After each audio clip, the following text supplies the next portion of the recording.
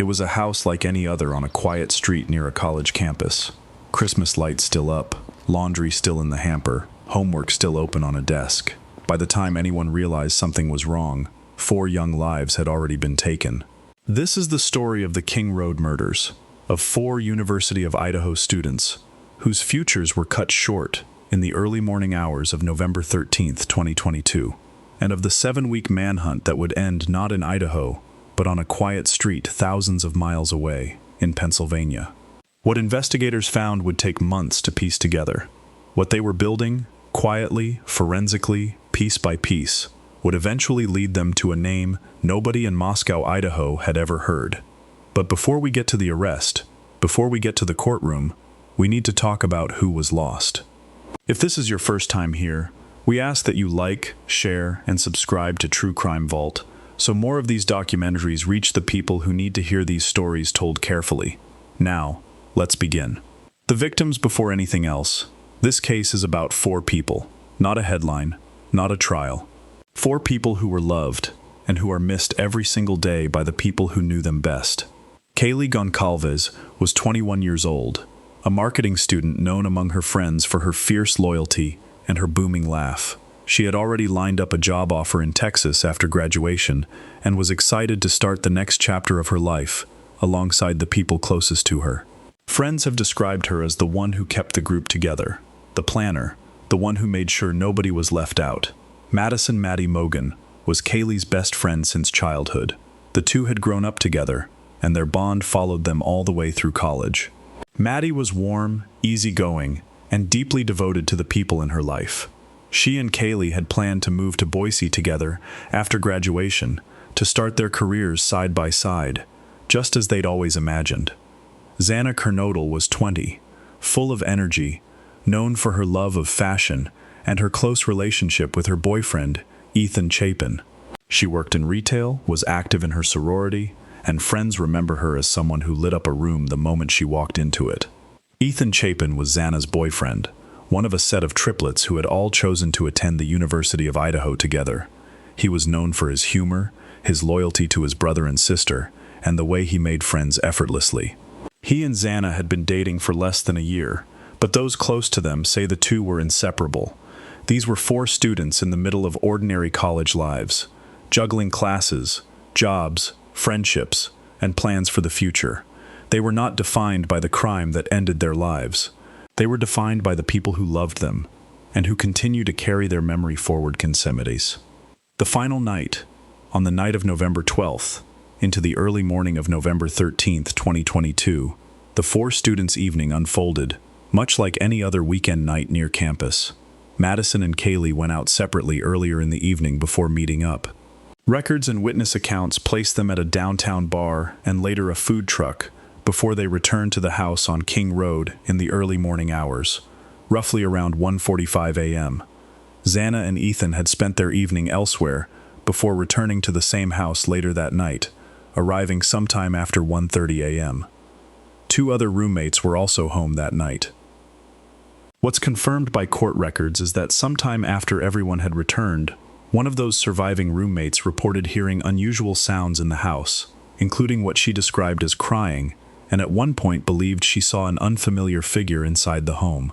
She has said she was frightened and unsure of what she was seeing, and did not immediately call for help. It wasn't until later that morning, near noon, that a 911 call was placed reporting an unconscious person at the home. When officers arrived, they discovered all 4 students had been killed. We want to be clear about what is established and what is not. The general timeline above is drawn from surviving roommate statements, cell phone data, and probable cause documents released by investigators. Exact minute-by-minute movements inside the house, and precisely what each victim experienced, remain known only through the evidence gathered, and much of that has deliberately not been made public out of respect for the victims' families and the integrity of the legal process. But investigators were about to uncover something that would change the entire direction of the case: the crime scene. When Moscow police arrived at the house on King Road, they were faced with one of the most complex crime scenes in the department's history: a small college town police force suddenly at the center of a quadruple homicide. We won't describe what officers encountered in detail. What matters for this story is the impact. A small, tight-knit college community was thrown into a state of fear almost overnight. The University of Idaho canceled classes. Students left campus in droves.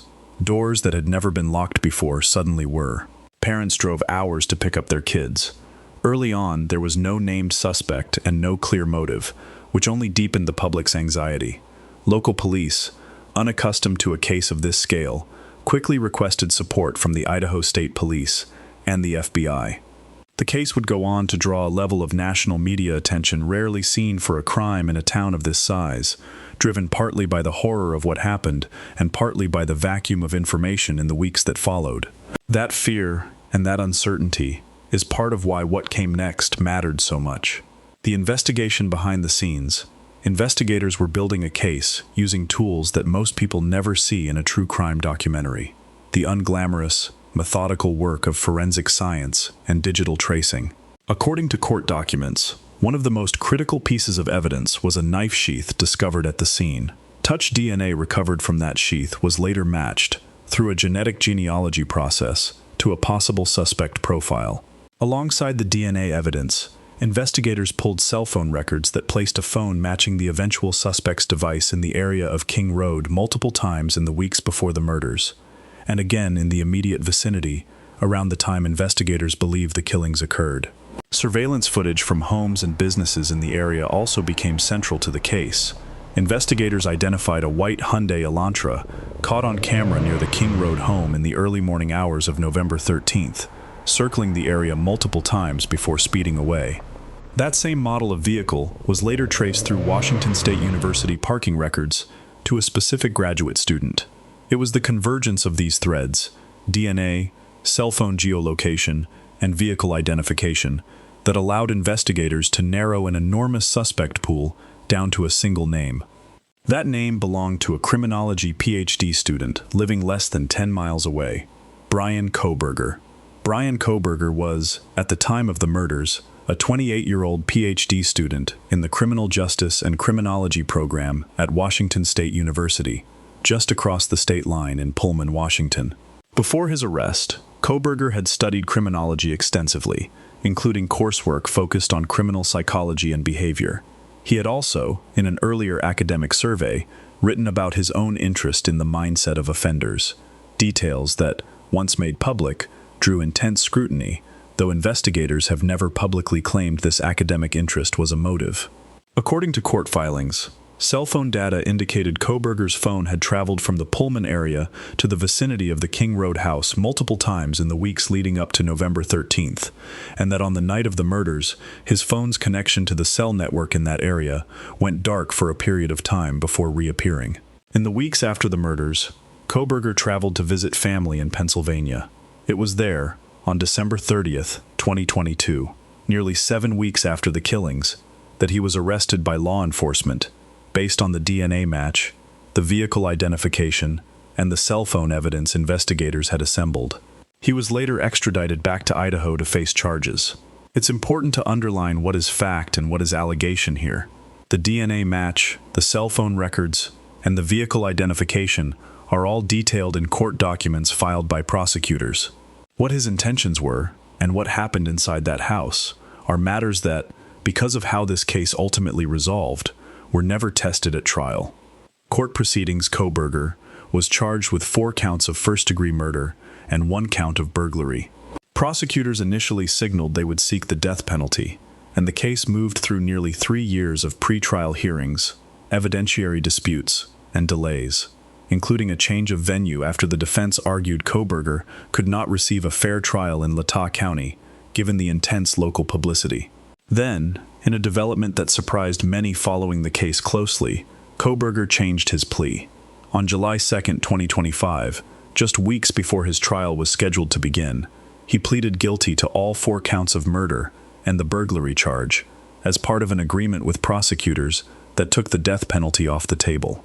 On July 23, 2025, Ada County District Judge Stephen Hippler sentenced Kohberger to 4 consecutive fixed life sentences without the possibility of parole, along with an additional fixed 10-year sentence for burglary. Under Idaho law, those fixed terms mean he will never be eligible for parole. As part of the plea agreement, Kohberger also waived his right to appeal the sentence. Because Kohberger pleaded guilty rather than going to trial, a jury never formally weighed the evidence against him, and no trial verdict was ever rendered. His guilty plea is, legally, his own admission of responsibility for the 4 murders, but the case never proceeded to the point where every piece of evidence was tested and cross-examined in open court. In the time since sentencing, additional developments have kept the case in the news, including reporting on leaked case details, a book examining what a trial defense might have looked like, and a civil lawsuit filed by victims' families against Washington State University, alleging the school missed warning signs. These are ongoing matters, separate from the criminal case itself, and we'll continue to follow them as they develop. If you've made it this far, we'd genuinely appreciate it if you hit that subscribe button. It helps us keep telling these stories the right way. In Moscow, the University of Idaho held vigils for the 4 victims, and memorials sprang up around campus. The community's sense of safety was deeply shaken, and for many students, the fear and grief of that period didn't fade quickly, even as the investigation moved forward. The families of Kaylee, Madison, Xana, and Ethan have, at various points, spoken publicly about their grief, their frustration with parts of the legal process, and their determination to keep their children's memories at the center of this story, even as the case became a media phenomenon far bigger than any of them could have anticipated. Kaylee Goncalves, Madison Mogen, Xana Kernodle, Ethan Chapin. 4 names that belong to 4 people who had plans, friendships, and futures, all of it taken from them in a single night. It's easy, in true crime storytelling, to let the suspect become the center of the story. But the center of this story has always been them, the students, the friends, the siblings, the sons and daughters who are gone, and the families who will spend the rest of their lives carrying that loss. Behind every headline is a family whose life was changed forever. That's worth remembering long after the courtroom doors have closed. Thank you for watching this respectful account of the King Road murders and the case against Bryan Kohberger. If this documentary helped you understand the case, please like, share, and subscribe to True Crime Vault, and turn on notifications so you don't miss our next in-depth investigation. Check out our other documentaries linked below, and please share your thoughts in the comments respectfully, with the victims' families in mind, and as always, thank you for watching.